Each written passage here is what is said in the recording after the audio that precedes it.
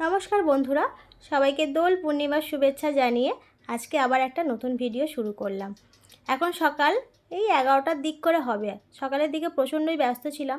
আগের দিনকে যা কাজকর্ম হয়েছে সেই সব কাজকর্মের জন্য না ঘরদোর এলোমেলো হয়েছিল, বাসনপত্র প্রচুর পড়েছিল। তাই সকাল থেকে কাচাকুচি ঘরদোর মোছামুছি করতে করতে অনেকটা বেলা হয়ে গেল। কিন্তু আমার ছেলের তো আর তর্স হয় না, ও তো রং খেলবে। সকাল থেকে সব রেডি হয়ে বসে আছে, আবির, রং, বেলুন, জল বেলুন সব নিয়ে রেডি হয়ে আছে আমাকে আর ওর পাপাকে দুজনকে মাখাবে বলে।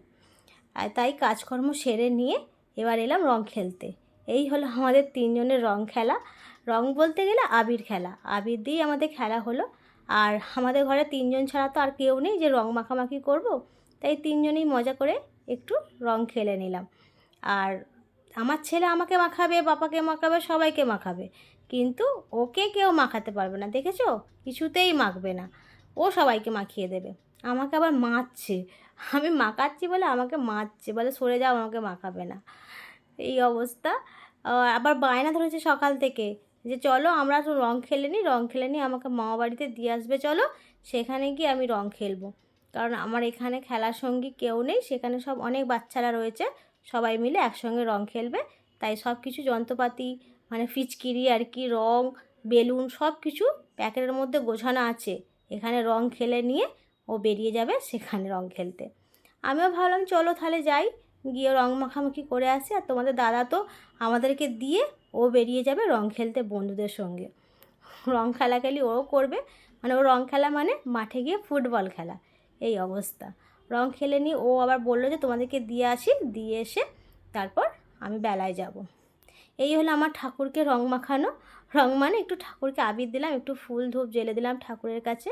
ঠাকুরকেও তো দিয়ে ঠাকুরের পায়েও তো দিতে হয়, গুরুজনদের পায়ে দিতে হয়।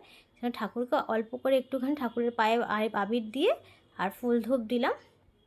আর ছাদে যাই, ছাদে গিয়ে দেখি কি অবস্থা, কারণ ছাদে তো অনেক কাচাকুচি করে মিলেছি।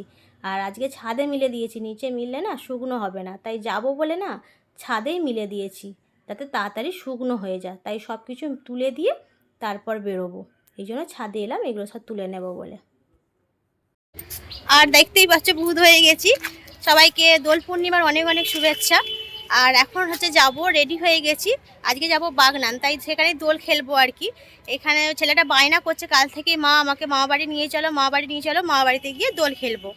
কারণ সেখানে অনেকগুলো বাচ্চাগুলো আছে তো একসঙ্গে সব দোল খেলবে। এখানে তো কেউ নেই, তার মা বাবা ছাড়া আর কেউ নেই যে তাদের সঙ্গে দোল খেলবে। যাক, আমাদের তিনজনের মোটামুটি দোল খেলা হয়ে গেছে, আর ওকে নিয়ে যাব, সেখানে ও দোল খেলবে। আর এই যে জামা প্যান্টগুলো সব তুলে দিয়ে তবে যাবো আর কি।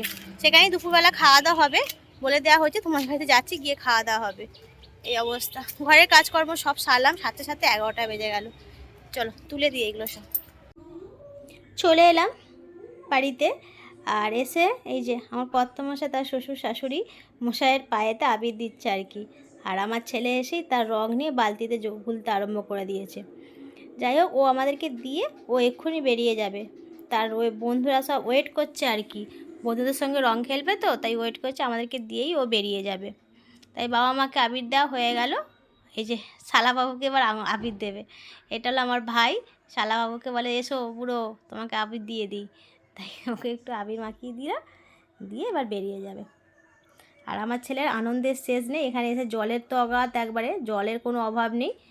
তাই জল নিয়ে, বালতি নিয়ে, রং নিয়ে, ফিচকারি নিয়ে সব নিয়ে রেডি হয়ে গেছে। এবার খোঁজাখুঁজি করছে সুমন দাদা কোথায়, সুমন দাদাকে চাই, সুমন দাদার সঙ্গে রং খেলবো। আর সে কি আর ঘরে থাকে, সেও তার বন্ধু বান্ধব নিয়ে বেরিয়ে গেছে। এখন আজকের দিনে কেউ ঘরে থাকতে চায়? যে যার বন্ধু বান্ধব নেবে, নিয়ে আর ঘুরতে বেরিয়ে যাবে। শুধু বাড়ির মেয়েগুলোই ঘরে থাকি, আর ছেলেরা আর ঘরে থাকে না, সব বন্ধু বান্ধব নিয়ে কোথায় কোথায় যে রং খেলতে যায় তার নেই ঠিক। এই যে আমার কর্তা বেরিয়ে যাচ্ছে এবার, ওকে বলে দিচ্ছি তাড়াতাড়ি ফিরবে, দুপুরবেলা খাওয়া দাওয়া করবে সেখানে। এখানেই রান্নাবান্না হচ্ছে, তাই এখানেই খাওয়া দাওয়া হবে, ও চলে যাচ্ছে। আর ছেলেটাকে এবার ওকে একটু সাহায্য করি, ছেলেটাকে মানে বেলুনের মধ্যে জল ভরবে, ছুঁড়ে মারবে, এই তো করবে।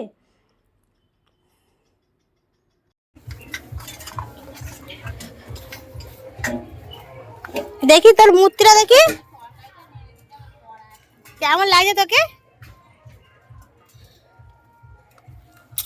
চ এবার চান করে দিই, আর করতে হবে না, বুঝেছিস? এবার চান করে দিয়া।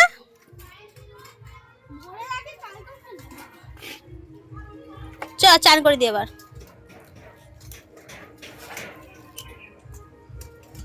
আমার হাত পুরো লাল, টকটক করছে। দেখো ওখানে চামড়া দিয়েছে মানে কেউ কেটে দিয়েছে।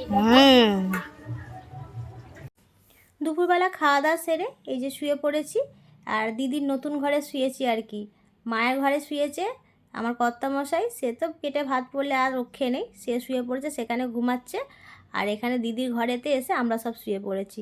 এই যে বসে আছে আমার দিদি, আর সব ক্লান্ত হয়ে গেছি দুপুরবেলা রং টং মেখে খাওয়া দাওয়া সেরে এসে, আর ঘরে এসে শুয়ে পড়েছি। মোটামুটি ঘরটা অল্প অল্প সাজানো হয়েছে, এখনও কিছু বাকি আছে। নতুন ঘর হলে যা হয় এলোমেলো হয়ে থাকে, সেসব সাজাতে গোছাতে অনেকটাই লেট হয়, এই অবস্থা। তাহলে চলো আজকের মতো টাটা, রাখলাম।